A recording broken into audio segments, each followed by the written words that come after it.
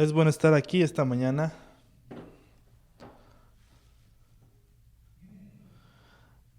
La unidad. Unidos conquistamos, divididos caemos. Dios manda a su cuerpo estar en unidad. Cuando Dios derramó su espíritu en el día de Pentecostés, estaban congregados 120 discípulos en unidad. Y Dios derramó su espíritu y 3,000 almas fueron añadidas a la iglesia ese día. Eso es lo que hace la unidad. La desunidad entristece al Espíritu Santo y causa juicios. Recuerdo una vez, tenemos una junta, los ancianos de la iglesia, y uno de los líderes se había caído, se había enojado, y cuando llegó a la junta se estaba quejando y criticándonos, no sé por qué, pero no había armonía en el cuarto. Esto lo vi una vez en un campamento cristiano. Tenían un coro y había un muchacho que cantaba mal y cantaba desentonado. Entonces no había armonía en el coro. ¿Cuántos han escuchado esto? Lo mismo en una iglesia. Si una iglesia no está en armonía, y esto entristece al Espíritu Santo, así como te molesta cuando alguien canta desentonado. Daniel capítulo 11 predice la historia del periodo entre el Antiguo Testamento y el Nuevo Testamento, y el sumo sacerdote. Y los sumos sacerdotes se peleaban entre sí. Unos querían ser como los griegos. Uno iba al rey Antíoco Epífano y quería ser como él. Y el otro sacerdote quería seguir lo ortodoxo, la palabra ortodoxa de Dios. Y esto entristecía esto entristecía mucho a Dios y causó mucho daño al pueblo. La mitad quería ser como los griegos y alabar a sus dioses.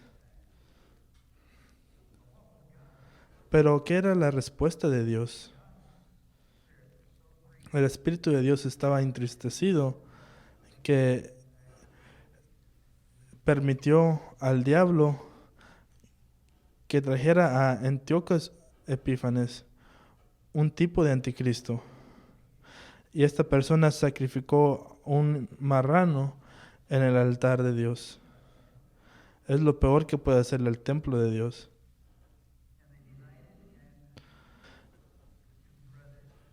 Y había mucha desunidad en el pueblo. Hermanos que se peleaban por quién iba a ser el gran sacerdote. Y luego tenemos al rey forzando a la gente a sacrificarle a su Dios. Esto entristeció mucho al Espíritu de Dios y permitió que Satanás hiciera lo que quisiera hacer.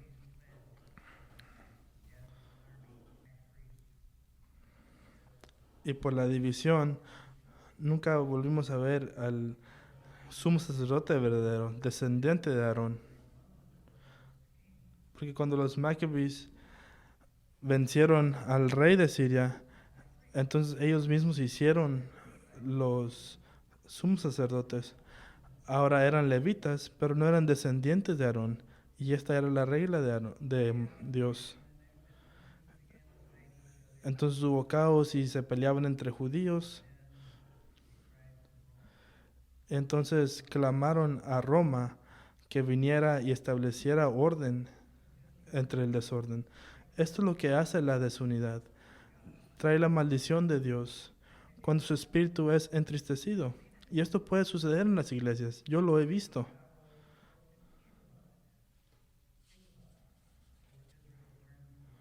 así como Dios hizo cuando los judíos, cuando Israel se rebelaron en contra de Dios, mucho antes de que sucediera todo esto.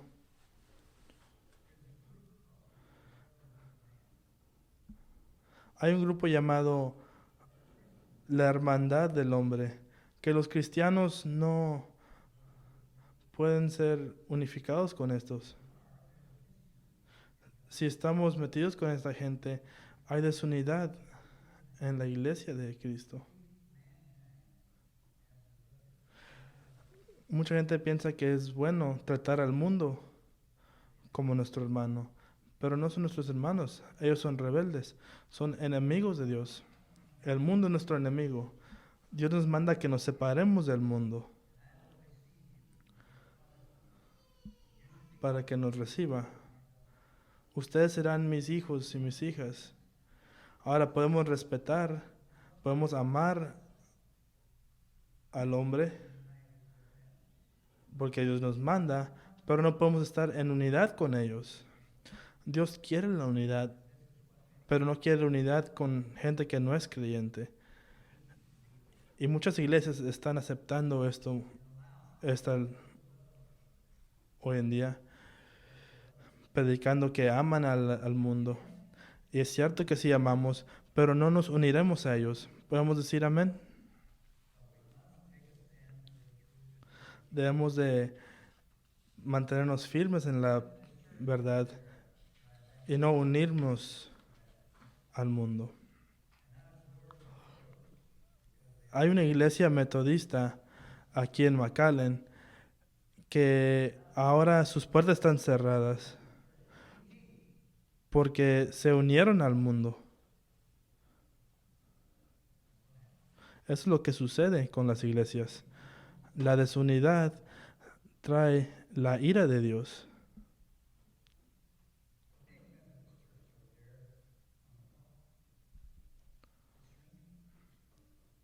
Muchas iglesias se están deshaciendo porque están unidos con el mundo.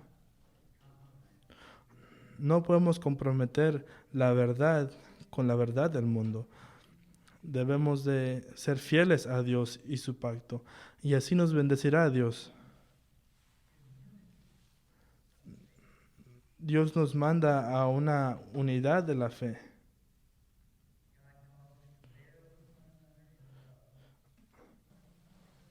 Dios nos manda que nos soportemos con paciencia los unos a otros en amor para mantener la unidad del Espíritu.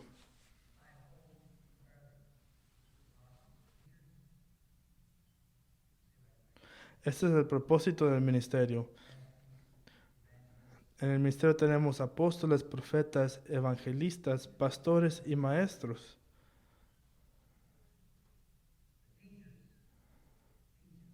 Los maestros enseñan. Los pastores también enseñan. Tenemos los evangelistas también. Y tenemos profetas también. Y después los apóstoles que mantienen la unidad. Pero el propósito de estos ministerios, el propósito de ser enseñados por el ministerio, ¿qué es el propósito?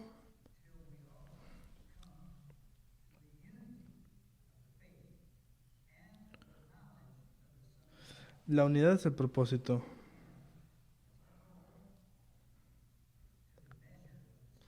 Solicito en guardar la unidad del Espíritu en el vínculo de paz, un cuerpo y un espíritu, como fuisteis también llamados, una misma esperanza en vuestra ocasión. Ahora no dice hasta que termines de aprender. Esta es una educación diferente. Hasta que todos lleguemos a la unidad de la fe y del conocimiento del Hijo de Dios. Eso significa que nos deben enseñar doctrina. Por eso tenemos la escuela dominical y por eso toda mi predicación es enseñanza.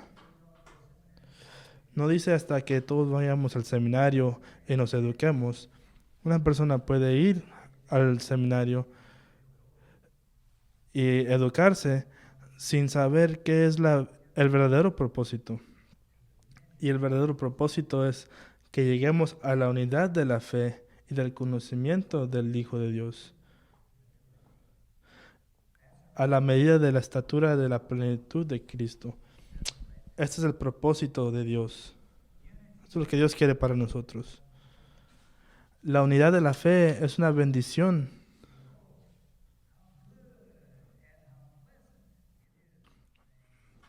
Mirad cuán bueno y delicioso. Mirad cuán bueno y delicioso es habitar los hermanos juntos en armonía. Es como el buen oleo sobre la cabeza, el cual desciende sobre la barba de Aarón, y baja hasta el borde de sus vestiduras, como el rocío de Hermón que desciende sobre los montes de Sión. Esto es lo que trae la unidad. Como el rocío de Hermón que desciende sobre los montes de Sión, porque ahí envía Jehová bendición y vida eterna. Los montes de Sión es un tipo de iglesia, es una sombra de la iglesia. Leemos en los Salmos, leemos de Jerusalén, el rocío que desciende de Hermón al monte de Sión es el Espíritu Santo y el monte de Sión es la iglesia. Qué hermoso es ver que los hermanos estén en armonía.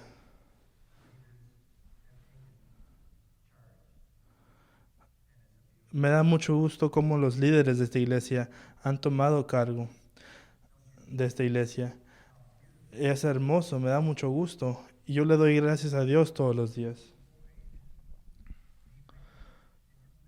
Dios también nos manda que evitemos, que nos alejemos de a todos aquellos que causan división. Dice Romanos 16:17, mas os ruego, hermanos, que os fijéis en los que causan divisiones y tropiezos en contra de la doctrina que vosotros habéis aprendido y que os apartéis de ellos.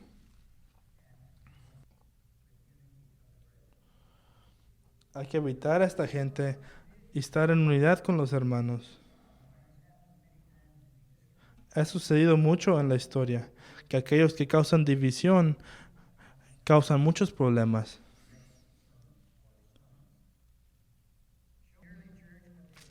En la iglesia temprana, lo que hacían con los que causaban división, por ejemplo, en el año 325, en el concilio de Nicea, decidieron evitar a todos los que enseñaban que Jesús no era Dios.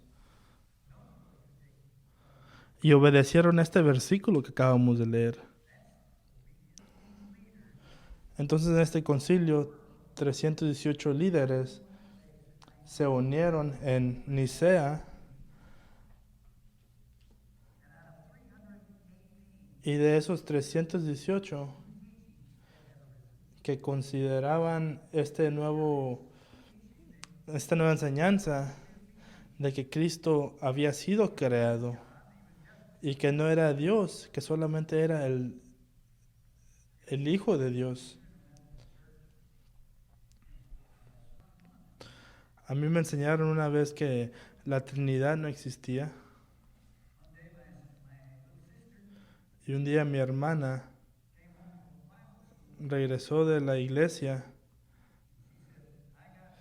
y me dijo, yo me he salvado y tú también lo debes de hacer, me dijo. Y tuve el temor de Dios. Yo reconocí esto como la voz de Dios y empecé a ir a la iglesia. Y empecé a estudiar la palabra de Dios.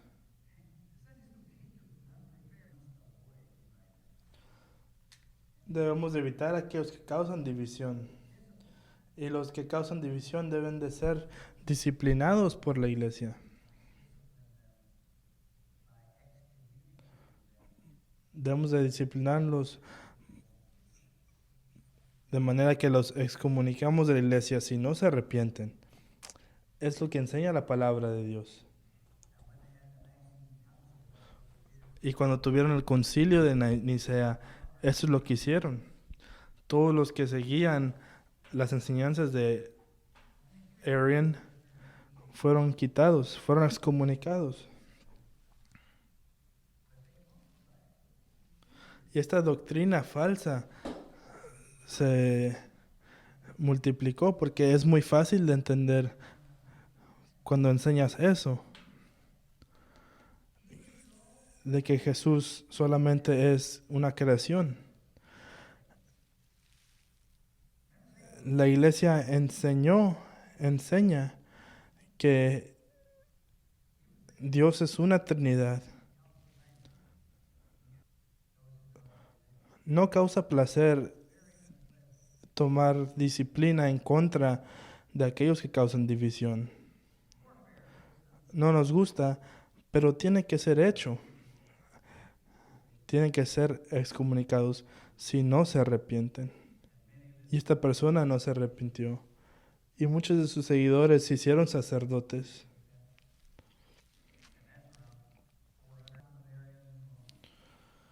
La doctrina de este hombre es mala. Y este hombre era un sacerdote de la iglesia en Milán. Y falleció, pero su enseñanza siguió. Entonces la gente de su pueblo estaba dividida. Muchos seguían esta doctrina falsa, pero muchos otros seguían la verdadera enseñanza. Y hubo gran caos en la ciudad. Y había mucha división.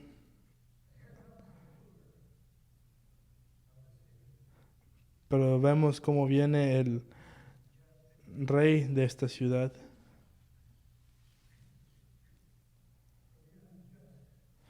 Y esta mañana lloro por los líderes injustos que tenemos. Qué injustos son, qué parciales son, y odian a aquellos que son honestos.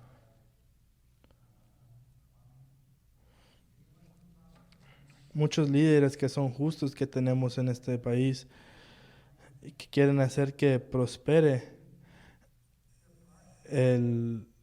esta nación, pero los que están en poder ahorita son injustos, son parciales, porque odian a aquellos que son diferentes.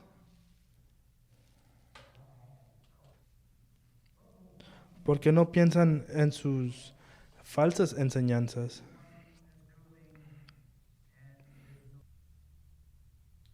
Muchas mentiras que están enseñando a la gente que está en poder y espantan a la gente joven que no pone atención.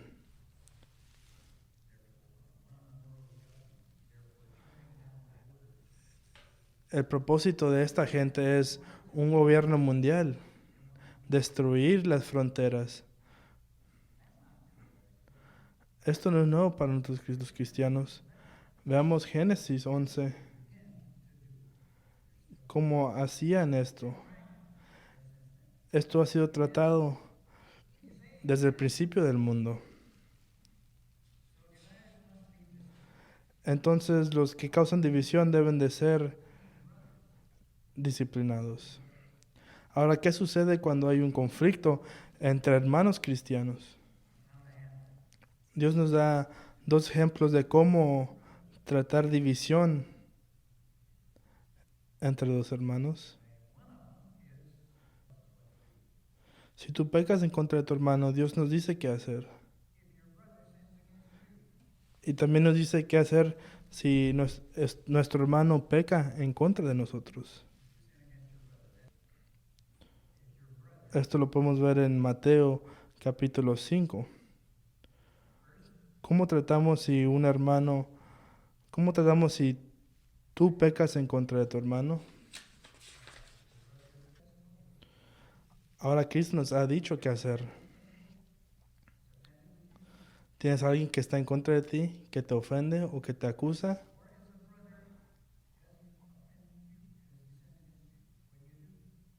¿Qué haces?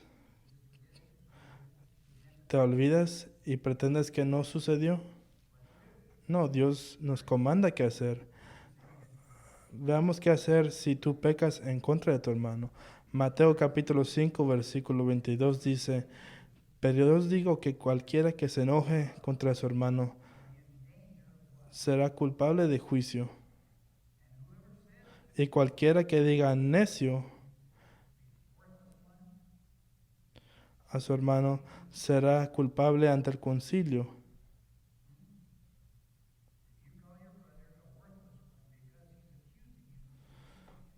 Si tú le llamas a tu hermano necio porque te está acusando de algo, serás culpable. Y, y cualquiera que le diga fatuo quedará expuesto al infierno de fuego. ¿Te sientes tú así en contra de alguien? Ahora, en contexto de eso, es que cuando vas al altar y recuerdas que alguien tiene algo en contra de ti, y ahí en el altar te recuerdas que tu hermano tiene algo en contra de ti, ¿qué haces?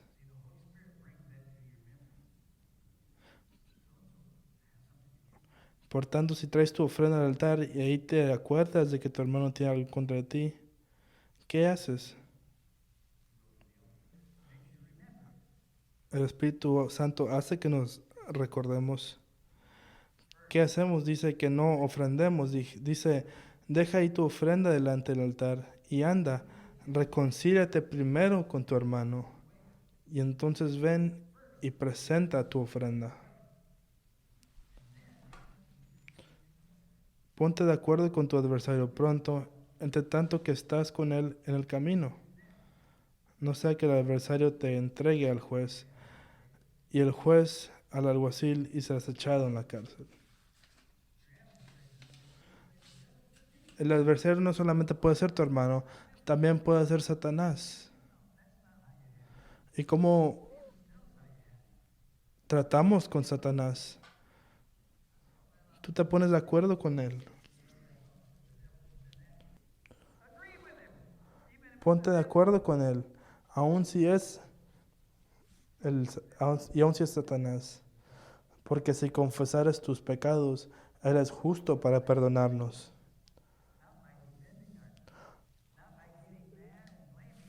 No nos perdona si nos defendemos, si nos enojamos. Nos perdona si nos arrepentimos. ¿Quieres matar a Satanás? Ponte de acuerdo con él cuando te acusa.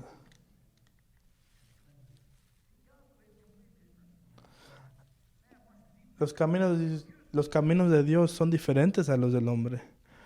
Nosotros inmediatamente nos tratamos de defender cuando alguien nos acusa. Solamente así seremos libres. Si nos ponemos de acuerdo con nuestro adversario. Hay mucha gente hoy en la cárcel, pero estoy hablando de una cárcel espiritual, no literal. El oficial alguacil no es literal, el juez no es literal, pero está ahí en espíritu. Y mucha gente está en una cárcel espiritual porque no se ponen de acuerdo con su adversario. Pero siempre y cuando tú peleas en contra de esto y te defiendas en contra de tu pecado, nunca serás libre. Este es el lado opuesto de la liberación. Podemos creer, nos dice aquí la palabra de Dios. Ponte de acuerdo con tu adversario. ¿Qué tantos cristianos hoy están en la cárcel porque no pueden perdonar a sus adversarios? Y esta prisión no viene después de la muerte, sino se manifiesta hoy, se manifiesta en tu vida y se puede notar en la vida de un cristiano. Muchos cristianos vivientes están ahí y son miserables, no son felices, no tienen armonía, porque no se ponen de acuerdo con su adversario. Y dice pronto, ponte de acuerdo con tu adversario pronto, no después de que discutiste con él, no después de que le peleaste, sino pronto. Quizás esto no se identifique contigo, pero si has escuchado esta verdad esta mañana, enséñasela a otros. Mucha gente no conoce por qué son miserables, por qué están en una prisión espiritual. Es muy simple y es muy claro. Es lo opuesto de nuestra naturaleza caída. Nuestra reacción inmediata cuando somos acusados es defendernos y pelear. Pero debemos reconocer esto. Tu mayor enemigo es tú mismo. Ponte del lado de Dios en contra de ti.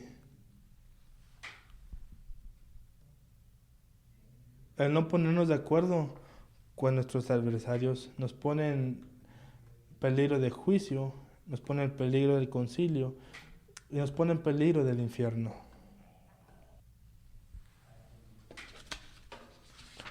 Dios, danos la gracia para arrepentirnos y para cambiar. Porque yo reconozco que mi mayor enemigo soy yo propio. Ahora veamos la segunda. Si tu hermano peca en contra de ti, ¿qué hacemos? Si tu hermano peca en contra de ti y eres ofendido, y tú estás en lo correcto, pero ninguna persona habla de ello, pero está presente en tu mente. Veamos Mateo 18, versículos 15 al 18. Si tu hermano peca en contra de ti, ¿qué hacemos? Dice, por tanto, si tu hermano peca contra ti, ve y repréndele estando tú y él solos. Muchos tenemos miedo de hacer esto. De el hecho de ir y decirle a alguien lo que ha hecho contra nosotros. Muchos nos olvidamos.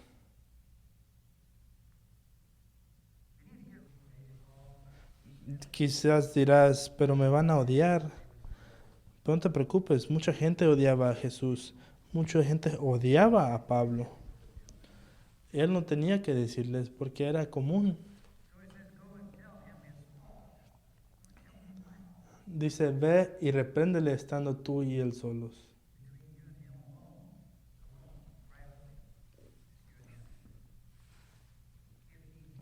Si te oyere, has ganado a tu hermano. Esto es lo más difícil, cuando dos personas están en desacuerdo y debaten. Es difícil que uno escuche al otro. Esta es nuestra respuesta natural.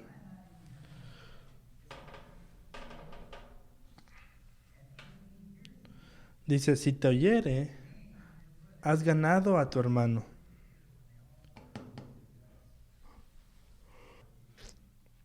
Qué bueno es estar en unidad. Dice versículo 16, mas si no te oyere,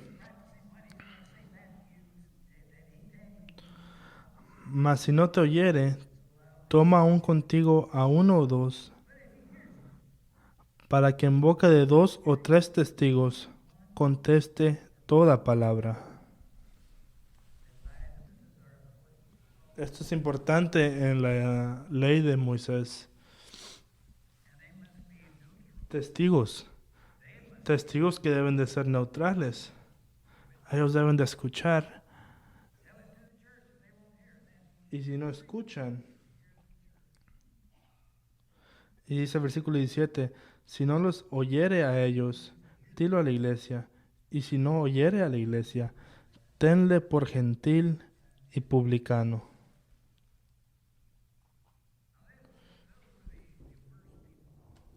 Ahora esto era el peor tipo de gente, un gentil y un publicano. Un gentil es como un pagano. Adora a muchos a dioses. Eso es lo que es un gentil. Es una persona que no es cristiano. Trátalo como gentil, como que si no fuera creyente. Esta es la diferencia entre dos hermanos. Si no escucha a la iglesia, debe ser excomunicado. Esto es lo que significa tenerlo por gentil y publicano. Es lo que dice la palabra de Dios. Dice el versículo 18, de cierto os digo que todo lo que atéis en la tierra será atado en el cielo. Y todo lo que desatéis en la tierra será desatado en el cielo. Aquí habla de la iglesia. Todo que la iglesia ate en la tierra será atado en el cielo. En otras palabras, volvemos al concilio de Nicea, cuando toda la iglesia entera ató la enseñanza falsa que se estaba enseñando y dijeron que era una enseñanza de Satanás. Y la iglesia ató esta enseñanza.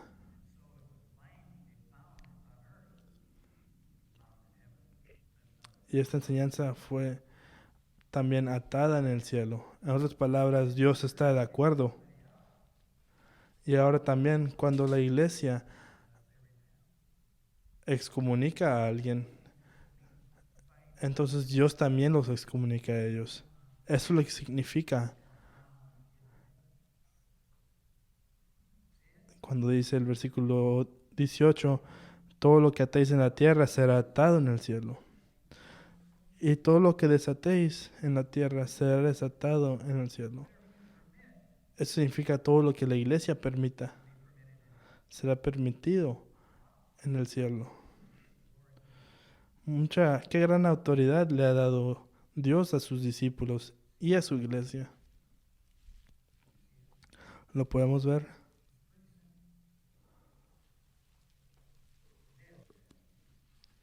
Así es como se deben de...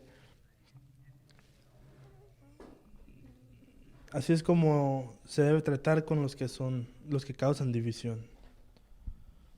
Gracias a Dios que en esta iglesia no hay división. Pero así es como se debe de tratar. Así se trataba en Hechos 15, cuando los de la iglesia enseñaban que los nuevos creyentes debían ser circuncidados. Y no solamente ser circuncidados, sino prohibía que comieran ciertas comidas y demandaban que celebraran ciertas celebraciones, ciertas fiestas. Y decían que si no eran circuncidados, no podían ser salvos. Eso es lo que estaba enseñando la iglesia en Hechos 15. Y esta gente fue tratada. Y se reunieron la iglesia y escucharon los testimonios de los nuevos creyentes.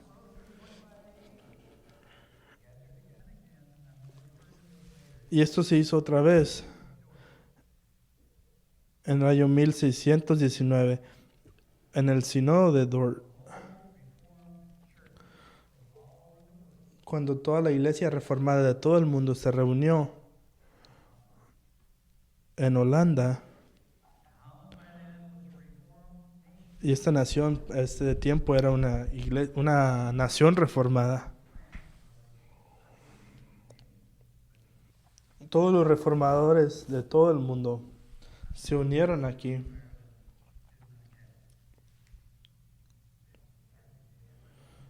Se reunieron en Holanda para tratar con una nueva enseñanza que enseñaba en contra de la predestinación. Y decidieron un documento llamado los Cánones de Dort.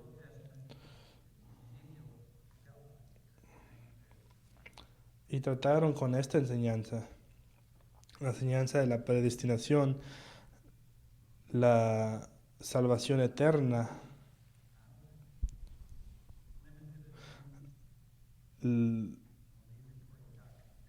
doctrinas como la gracia ilimitada.